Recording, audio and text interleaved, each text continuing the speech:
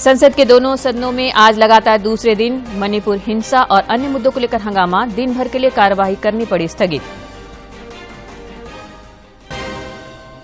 मुख्यमंत्री हेमंत सोरेन से अंतर्राष्ट्रीय पैरा थ्रोबॉल प्रतियोगिता में चयनित राज्य के 7 दिव्यांगजन खिलाड़ियों ने की मुलाकात। मुख्यमंत्री ने कहा, सरकार की ओर से खिलाड़ियों को दी जा रही है हर संभव मदद। रांची के सांसद संजय सेठ ने रेल मंत्री से नई दिल्ली में की मुलाकात। रेल सुविधाओं के विस्तार, नई ट्रेनों के परिचालन और कई ट्रेनों के फेरे बढ़ाने का किया आग्रह। कहा, जल्द दौड़ेगी रांची हावड़ा वंदे भारत एक्सप्रेस। और बंगाल की खाड़ी में बने दबाव का राज्य में दिख रहा असर। रांची समेत कई जिलों में रुक रुक हो रही बारिश। मौसम विज्ञान केंद्र ने 25 जुलाई तक जारी किया येलो अलर्ट।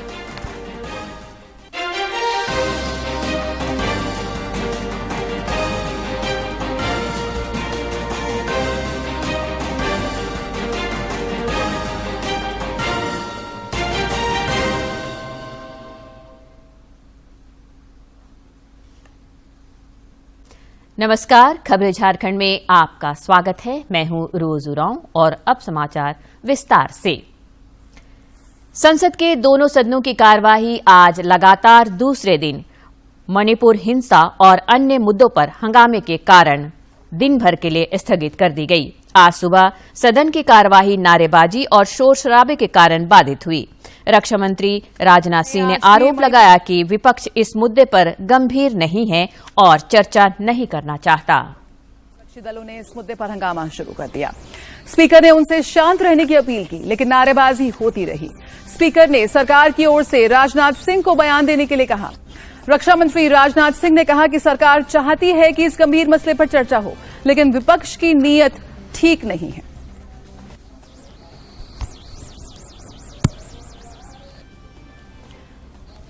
तो विपक्ष सूचना और प्रसारण मंत्री अनुराग सिंह ठाकुर ने विपक्ष पर संसद में मणिपुर मुद्दे पर चर्चा से भागने का आरोप लगाया है। श्री ठाकुर संसद परिसर से बाहर पत्रकारों से बातचीत कर रहे थे। उन्होंने कहा कि प्रधानमंत्री नरेंद्र मोदी इस मामले में दोषियों के खिलाफ कड़ी कार्रवाई करने के निर्देश दे चुके हैं।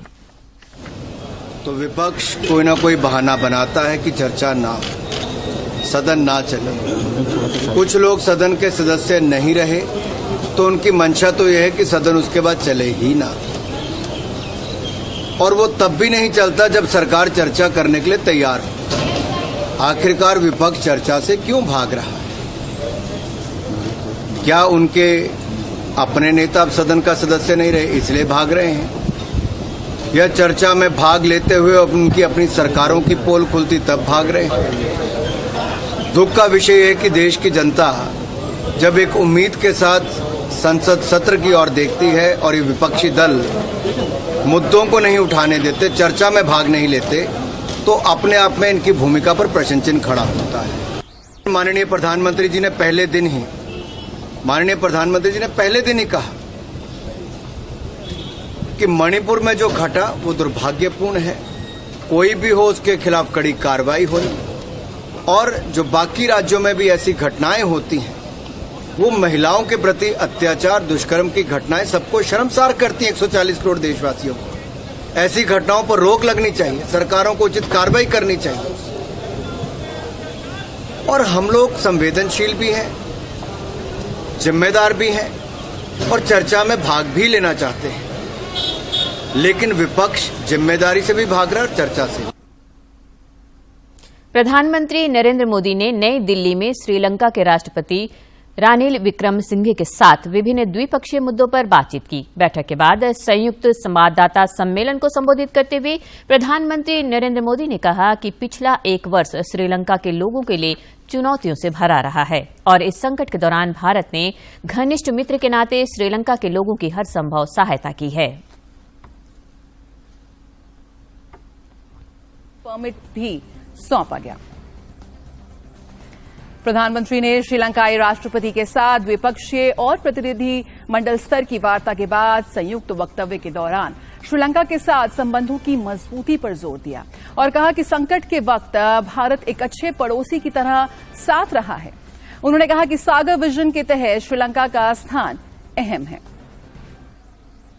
भारत की नेबरहुड फर्स्ट पॉलिसी और सागर विजन दोनों में भी श्रीलंका का एक महत्वपूर्ण स्थान है साझा किए।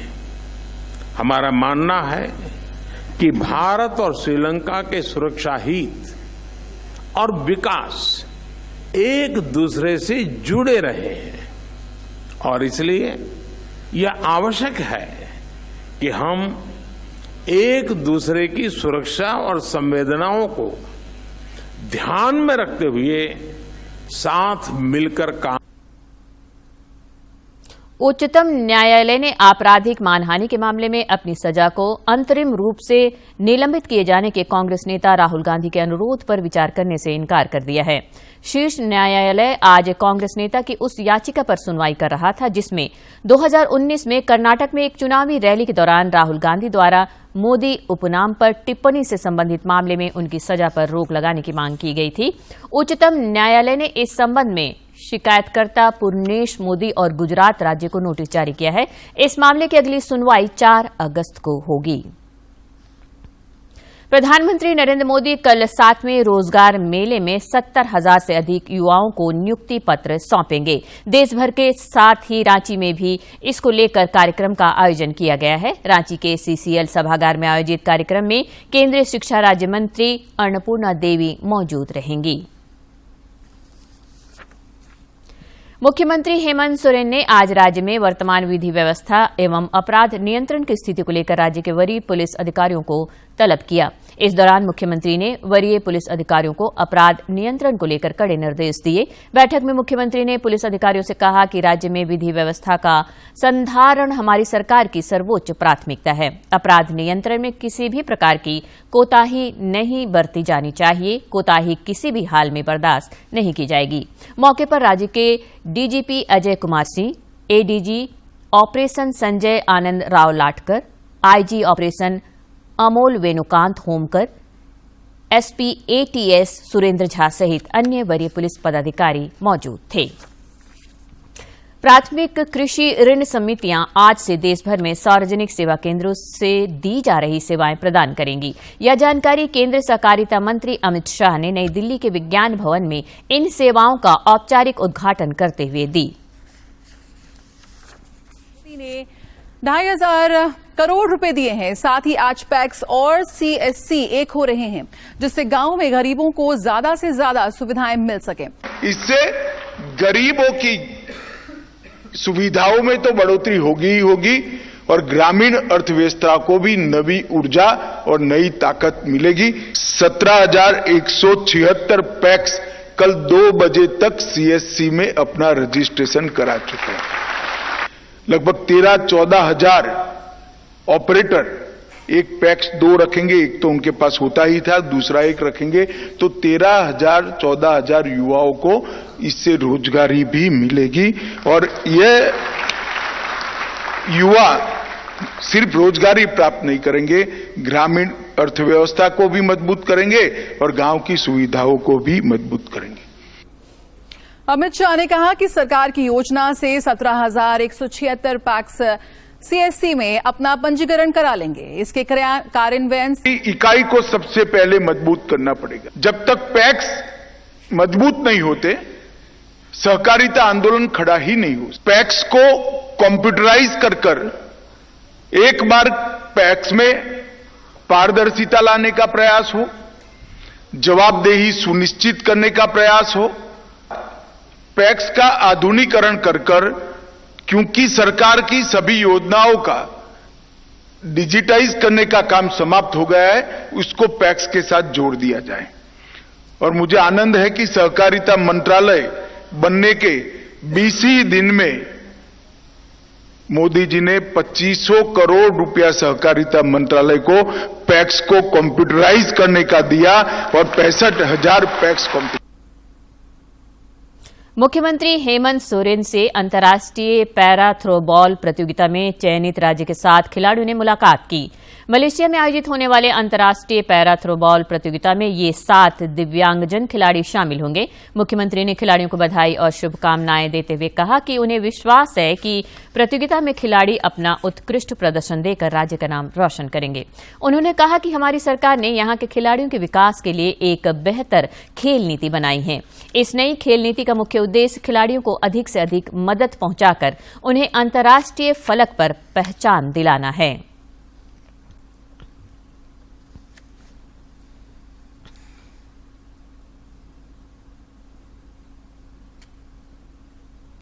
जमशेदपुर में राम नवमी के बाद हिंसा भड़काने और उपद्रव के मामले में आरोपी भाजपा नेता अभय सिंह और 14 अन्य अभियुक्तों की जमानत याचिका को अदालत ने मंजूरी दे दी है।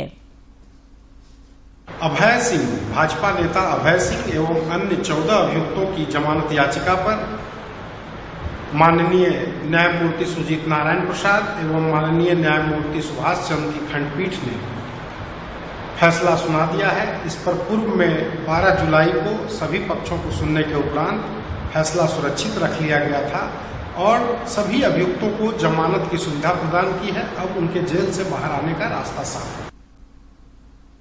भाजपा के राष्ट्रीय उपाध्यक्ष और पूर्व मुख्यमंत्री रघुवर दास ने आज रांची में धरने पर बैठे पंचायत स्वयंसेवकों से मुलाकात की।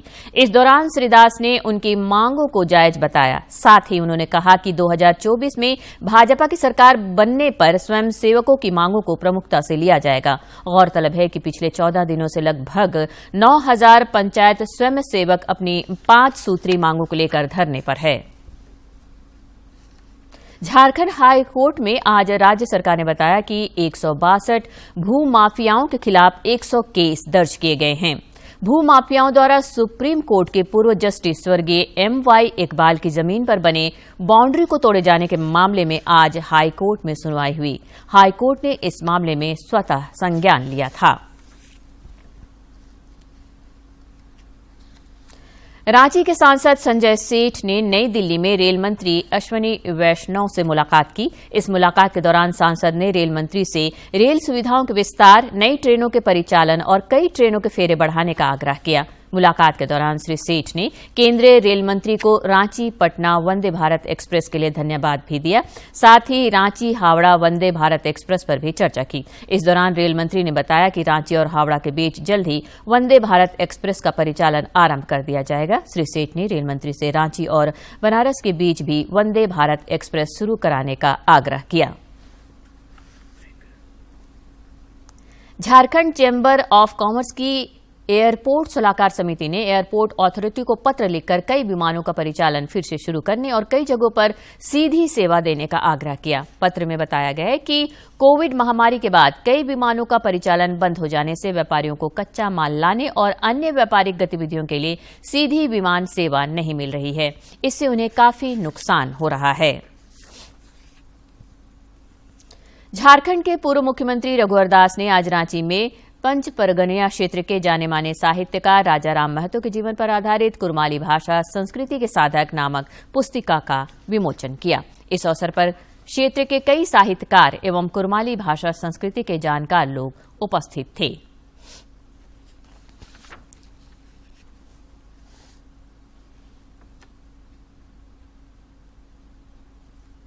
झारखंड पुलिस, केंद्रीय एजेंसी और बिहार STF ने कुख्यात नक्सली वीरेंद्र यादव को औरंगाबाद से गिरफ्तार कर लिया है। NIA ने भी गिरफ्तार नक्सली पर 5 लाख का इनाम रखा था। वहीं राज्य पुलिस ने 25 लाख का इनाम घोषित कर रखा था। पुलिस गिरफ्तार नक्सली से पूछताछ कर रही है।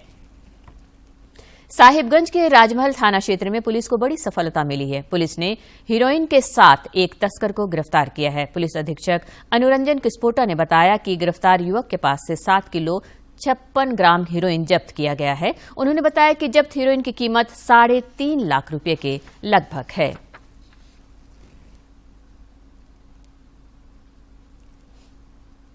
मोहम्मद शमसुल नामक व्यक्ति को गिरफ्तार किया गया, जिसके पास से 7.56 ग्राम, जिसकी कीमत लगभग 3.5 लाख बताई जा रही है, हीरोइन बरामद की गई और साथ ही एक मोबाइल बरामद किया गया तथा नकद 2000 रुपये भी बरामद किए गए। इस तरह इस टीम ने एक बेहतरीन काम किया और आगे भी ये हमारा निर्देश है कि सभी लोग इस पर कार्रवाई करें ताकि नशा के इस बढ़ते व्यापार को रोका।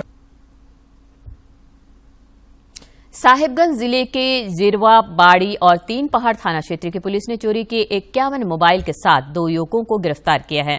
पुलिस अधीक्षक अनुरंजन किस्पोट्टा ने इसकी जानकारी देते हुए बताया कि गुप्त सूचना के आधार पर छापेमारी की गई थी। छापेमारी के दौरान चोरी की गई मोबाइलें बरामद हुई हैं। लातेहार पुलिस ने बरवाडीह में हुए दंपति हत्याकांड का खुलासा कर दिया है। अमडीहा गांव में हुए दंपति हत्याकांड मामले में पुलिस ने 4 अभियुक्तों को गिरफ्तार किया है। पुलिस ने इनके पास से हत्या में प्रयुक्त हुए हथियार एवं अन्य सामग्री भी बरामद कर लिया है। मुख्यालय डीएसपी कैलाश करमाली ने बताया कि बीते 17 जुलाई को हुई घटना के मामले में पुलिस ने सारी पहलुओं पर खुलासा कर लिया है। रंजन सिंह के घर में लोग बीमार रहते थे और वे लोग एक छिपादौर थाना का एक बारी चट्टान गांव है, वहाँ एक ओझा रहता था सुरेश सिंह। उस ओझा के पास जाते थे तो सुरेश सिंह जो ओझा था उन्हीं के द्वारा उन 2 दंपति को डाइन कहकर बोला गया था कि उसी के चलते ऐसा हो रहा है। तो इन लोगों ने फिर प्लानिंग किया कि मारने का, चंदन सिंह, गोपाल सिंह और निरंजन सिंह सभी लोगों ने मारने का प्लान किया। जमशेदपुर जिला बार एसोसिएशन में हुई गड़बड़ी मामले में आज झारखंड हाई कोर्ट में सुनवाई हुई।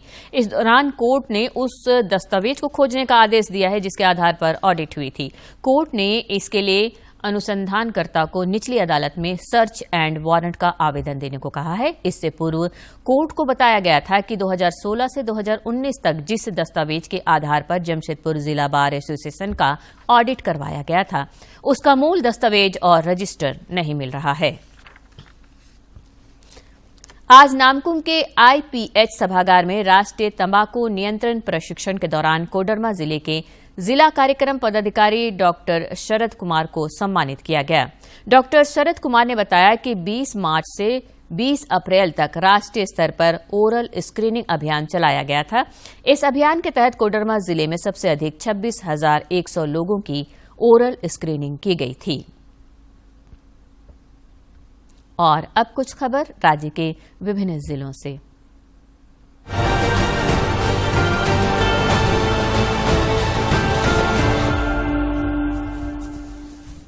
आकांक्षी जिला गुमला के विकास की सफल कहानी को राष्ट्रीय पटल पर साझा किया गया। जिले के उपायुक्त ने इसकी जानकारी देते हुए बताया कि भारत के बढ़ते कदम कार्यक्रम के माध्यम से देशवासी आकांक्षी जिलों की सफलता को जान सकेंगे। मतदाता सूची विशेष पुनरीक्षण कार्यक्रम के तहत गोड्डा में 21 अगस्त तक बूथ लेवल ऑफिसर घर घर जाकर मतदाताओं का सत्यापन करेंगे। सत्यापन के क्रम में मतदाता सूची में नाम जोड़ने, नाम हटाने, त्रुटि की स्थिति में नाम या अन्य विवरणी में संशोधन करने अथवा स्पष्ट फोटो लगाने का काम किया जाएगा। पूर्वी सिंहभूम जिले में मतदाता सूची विशेष संक्षिप्त पुनरीक्षण कार्यक्रम के तहत घर घर जाकर सत्यापन का कार्य किया जा रहा है। जिले के उपायुक्त ने नागरिकों से स्वच्छ एवं त्रुटि रहित मतदाता सूची के निर्माण के लिए सही जानकारी देने की अपील की है। चतरा के उपायुक्त अबू इमरान ने आपूर्ति विभाग अंतर्गत संचालित योजनाओं की समीक्षा की। इस दौरान उन्होंने 100% लाभुकों के बीच अनाज का वितरण कराने का निर्देश दिया। केंद्र सरकार के अधिकारियों की टीम ने आज दुमका के मल्लूटी मंदिरों का निरीक्षण किया। निरीक्षण के बाद टीम के सदस्यों ने कहा कि 400 साल पुराने मल्लूटी मंदिर के ऐतिहासिक धरोहर को संजोना जरूरी है। धनबाद में मंत्री आलमगीर आलम की गाड़ी का एक्सीडेंट हो गया। मंत्री की गाड़ी का एस्कॉर्ट वाहन के साथ टक्कर हो गई। इस हादसे में मंत्री बाल बाल बच गए, वहीं 3 जवान घायल हो गए। झारखंड मुक्ति मोर्चा केंद्रीय समिति ने हजारीबाग जिला अंतर्गत जिला समिति सहित सभी स्तर की समितियों को तत्काल प्रभाव से भंग कर दिया है। इसकी जगह पर केंद्रीय समिति ने हजारीबाग जिला संयोजक मंडली का गठन किया है। इस मंडली में कुल 7 सदस्य रहेंगे। दुमका में अज्ञात व्यक्ति का शव मिला है। हंसडीहा थाना क्षेत्र के नोनीहाट रेलवे स्टेशन के पास रेल पटरी पर मिले शव को कब्जे में लेकर पुलिस उसकी पहचान करने में जुटी है। झारखंड के सबसे बड़े मेडिकल संस्थान रिम्स के छात्रों ने गुरुवार को सड़क पर रात गुजारी। 20 जुलाई को प्रबंधन ने आदेश दिया था कि सभी छात्र गुरुवार रात तक हॉस्टल खाली कर दें। इस आदेश के बाद छात्रों को पूरी रात परेशानी का सामना करना पड़ा। राज्य की श्रावणी मेला के अवसर पर देवघर में सुबह से श्रद्धालु जलार्पण कर रहे हैं। जिला प्रशासन की तत्परता एवं समुचित व्यवस्था होने की वजह से सभी श्रद्धालु अहले सुबह से सुगम व सुरक्षित जलार्पण कर पा रहे हैं।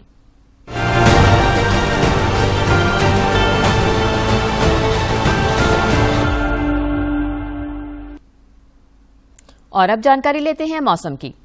बंगाल की खाड़ी में बने निम्न दबाव की वजह से राज्य के कुछ इलाकों में हल्के से मध्यम दर्जे की बारिश हो रही है।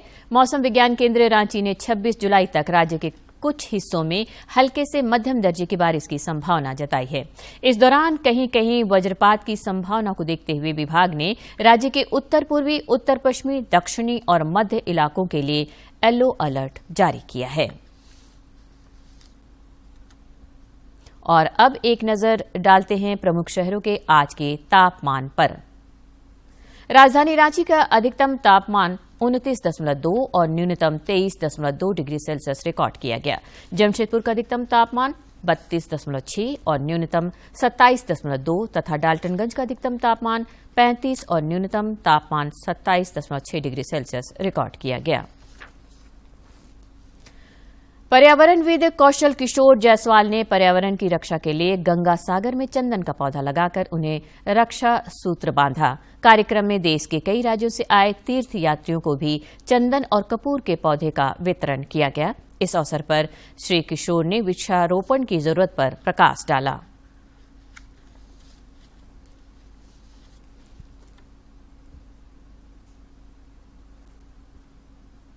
प्रधानमंत्री नरेंद्र मोदी 30 जुलाई को मन की बात कार्यक्रम के जरिए देशवासियों के साथ अपने विचार साझा करेंगे। प्रधानमंत्री ने इस कार्यक्रम के लिए लोगों से अपने सुझाव देने का आग्रह किया है। मन की बात है जन जन की, संघर्षों के कुछ किस्से, कहानी कुछ सफलताओं की, अनकही विरासत की, उम्मीदें नए भारत की। महीने के आखिरी रविवार का रहता है इंतजार। ब्रह्मपुत्र के घाट से हिमालय के विस्तार तक होती है मन की बात प्रधानमंत्री के साथ। इस महीने 30 जुलाई सुबह 11 बजे मन की बात आकाशवाणी और दूरदर्शन के सभी चैनलों पर। इसके अतिरिक्त आकाशवाणी और दूरदर्शन के YouTube चैनल और प्रसार भारती के ऐप न्यूज ऑन एयर पर सजीव प्रसारण लाइव स्ट्रीमिंग के माध्यम से। तो याद रखें, रविवार 30 जुलाई सुबह 11 बजे मन की। भारत और वेस्ट इंडीज के बीच पोर्ट ऑफ स्पेन में खेले जा रहे दूसरे क्रिकेट टेस्ट मैच के पहले दिन भारत ने 4 विकेट के नुकसान पर 288 रन बना लिए हैं। विराट कोहली 87 और रविंद्र जडेजा 36 रन बनाकर क्रीज पर हैं। पर उतरी तो उसकी नजर सीरीज जीतने पर थी। दोनों देशों के बीच खेले जा रहे 100वें टेस्ट में वेस्टइंडीज ने टॉस जीता और पहले गेंदबाजी का फैसला किया। भारत को कप्तान रोहित शर्मा और युवा यशस्वी जायसवाल ने अच्छी शुरुआत दी। दोनों ने मैदान के चारों तरफ आकर्षक स्ट्रोक लगाते हुए 100 रन 5 के रन रेट से बनाए। दोनों ने पहले विकेट के लिए 139 रन की साझेदारी निभाई। दोनों के बीच यह लगातार दूसरे टेस्ट में शतकीय साझेदारी हुई। इससे पहले डोमिनिका टेस्ट में दोनों के बीच 229 रन की साझेदारी हुई थी। इसी बीच दोनों बल्लेबाजों ने अपने अपने अर्धशतक पूरे किए। लंच के तुरंत बाद यशस्वी 57 रन बनाकर आउट हो गए। शुभमन गिल लगातार दूसरे टेस्ट में बड़ी पारी खेलने में असफल रहे और 10 रन बनाकर आउट हो गए। शतक की तरफ बढ़ रहे रोहित शर्मा को स्पिनर वारिकर ने 80 रन पर बोल्ड करके टीम को बड़ी सफलता दिलाई। रहाणे 8 रन बनाकर आउट हुए। दूसरे सत्र में भारत ने 24.4 ओवर में 61 रन बनाकर 4 विकेट गंवा दिए। इसके बाद आए जडेजा के साथ मिलकर विराट कोहली ने भारतीय पारी को संभाला। इसी बीच कोहली ने अपना अर्धशतक पूरा किया। यह विराट का 500वां अंतर्राष्ट्रीय मैच है। वह इस मुकाम को छूने वाले भारत के चौथे और ओवरऑल 10वें क्रिकेटर हैं। दोनों बल्लेबाजों ने तीसरे सत्र में कोई भी विकेट नहीं गिरने दिया और 5वें विकेट के लिए 201 गेंदों में नाबाद 106 रन की साझेदारी निभाई। दिन का खेल खत्म होने के समय विराट कोहली 87 रन और रविंद्र जडेजा 36 रन बनाकर नाबाद रहे। विराट अपने 29वें टेस्ट शतक से सिर्फ 13 रन दूर हैं। ऐसे में मैच के दूसरे दिन वो शतक लगाकर अपने 500वें अंतर्राष्ट्रीय मैच को खास बनाना चाहेंगे। Sports desk, DD news. और अब बात करते हैं आपके सेहत की। सुनने में परेशानी या कम सुनाई देना काफी लोगों के लिए समस्या बन जाता है। ये केवल वृद्ध लोगों की समस्या ही नहीं है। ऐसा देखा जाता है कि सुनने में परेशानी से प्रभावित 35% लोगों की आयु 65 वर्ष से कम होती है। दरअसल सुनने की प्रक्रिया कान और मस्तिष्क की सहायता से पूर्ण होती है। सुनने में परेशानी के कई कारण हो सकते हैं। जो कांस्टेंट बैकग्राउंड नॉइस कह लीजिए या खास करके अगर बहुत ज्यादा शोर है तो उससे जो है कान में धीरे धीरे डैमेज होता रहता है। और जो उम्र के साथ सुनाई कम हो जाने की जो सिचुएशन है, जिसको हम प्रेस्बाइक्यूसिस कहते हैं, इसका मेन कारण यही है कि शोर बहुत रहता है। आजकल बहुत बार कान में ईयरफोन लगा के घूमते हैं, बड़े भी कान में ईयरफोन लगा के घूमते हैं काम की रिस्पॉन्सिबिलिटीज के लिए, किसी चीज के लिए, और कान के ईयरफोन से कई बार पता नहीं चलता कि वो कितना लाउड है, क्योंकि बाहर की आवाजें दब जाती हैं और इससे भी जो है कान का डैमेज होने की बहुत रिस्क है। सुनाई बिगड़ने के ज्यादातर कारण माने जाते हैं कि जी कान में चोट लग गई या कान से पस आ गई, ये तो है ही कारण, पर और जो नए कारण जिससे धीरे धीरे एज रिलेटेड हियरिंग लॉस बनता है, उसमें मेनली शोर हुआ और दूसरा तंबाकू का सेवन हुआ। ये दो ऐसी चीजें हैं जो प्रिवेंटेबल हैं। कान के मध्य या आंतरिक भाग में समस्या हो तो सुनने में परेशानी हो सकती है। कान में मैल, कान के पर्दे या अंदरूनी भाग में क्षति, कान में संक्रमण, ये सभी कारक हमारी सुनने की क्षमता को प्रभावित करते हैं। मामूली आप और मैं जो है जब सुनते हैं तो बोलने वाला करीब 50-60 डेसिबल की आवाज पे बोल रहा होता है और यही साउंड है जितने पे आवाज होनी चाहिए। जैसे कोई प्लेन की अगर आवाज है और या फिर किसी ट्रक की आवाज है, आप ट्रक रोड में ट्रक के आसपास हैं तो उसकी आवाज करीब 85-90 डेसिबल्स होगी और ये तो जरूर आपके लिए खराब है। ज़्यादातर 55-60 डेसिबल से ऊपर ठीक नहीं माना जाता और जो हमारे लॉज भी हैं वो भी यही कहते हैं कि रेजिडेंशियल एरियाज में 55 dB से ऊपर आवाज़ नहीं होनी चाहिए। अगर आप बाहर निकलें शोर ज़्यादा है तो ईयर प्लग लगा लें। अगर आप कहीं किसी फंक्शन में जाएं, शादी वादी में जाएं या कोई ऐसा सोशल फंक्शन जाएं जहां शोर ज़्यादा है और आप एक दूसरे से बात नहीं कर पाएं तो इसका मतलब ये ज़रूर है कि इतना शोर है कि वहां से आपको ज़्यादा देर रुकना नहीं चाहिए। जो आपने अगर ईयरफोन्स यूज़ करने हैं तो उसको बिल्कुल मिनिमल यूज़ करें। यदि आपको अक्सर लोगों की बात सुनने में परेशानी होती है, आप दूसरों को बात दोहराने, जोर से बोलने या स्पष्ट और धीमी गति से बोलने के लिए बार बार कहते हैं, टीवी या रेडियो की आवाज बढ़ाकर सुनते हैं, तो सुनने की जांच करवाएं और एक ENT विशेषज्ञ को अवश्य दिखाएं। किरण भारद्वाज, DD न्यूज। और अंत में मुख्य समाचार एक बार फिर। संसद के दोनों सदनों में आज लगातार दूसरे दिन मणिपुर हिंसा और अन्य मुद्दों को लेकर हंगामा, दिन भर के लिए कार्रवाई करनी पड़ी स्थगित। मुख्यमंत्री हेमंत सोरेन से अंतर्राष्ट्रीय पैरा थ्रो बॉल प्रतियोगिता में चयनित राज्य के 7 दिव्यांगजन खिलाड़ियों ने की मुलाकात। मुख्यमंत्री ने कहा सरकार की ओर से खिलाड़ियों को दी जा रही हर संभव मदद। रांची के सांसद संजय सेठ ने रेल मंत्री से नई दिल्ली में की मुलाकात। रेल सुविधाओं के विस्तार, नई ट्रेनों के परिचालन और कई ट्रेनों के फेरे बढ़ाने का किया आग्रह। कहा जल्द दौड़ेगी रांची हावड़ा वंदे भारत एक्सप्रेस। और बंगाल की खाड़ी में बने दबाव का राज्य में दिख रहा असर। रांची समेत कई जिलों में रुक रुक हो रही बारिश। मौसम विज्ञान केंद्र ने 25 जुलाई तक जारी किया येलो अलर्ट।